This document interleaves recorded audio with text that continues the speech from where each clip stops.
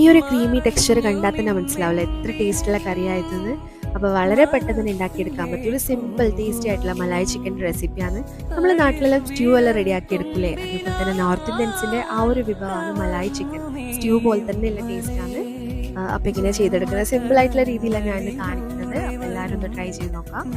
കുക്കറിലേക്ക് ഓയിൽ ഒഴിച്ചു കൊടുത്തിട്ടുണ്ട്. അതിലേക്ക് പട്ട, ഗ്രാമ്പു, ഏലക്കായ ഇട്ട് കൊടുത്ത് 2 സവാള നേരിയതായി അരിഞ്ഞതും പിന്നെ 2 പച്ചമുളക് ഇടണം.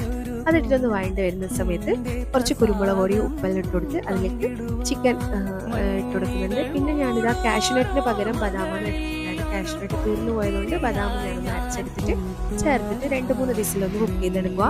അതിനുശേഷം ഫൈനലായിട്ട് ഒഴിക്കുന്നത് ഫ്രഷ് ക്രീം, അമുൽ ഫ്രഷ് ക്രീമാണ്. 1 കപ്പോ 2 കപ്പോ നിങ്ങളെ ചിക്കൻ അനുസരിച്ചിട്ട് അത് കൂട്ടുകയും കുറക്കുകയും ചെയ്യാം.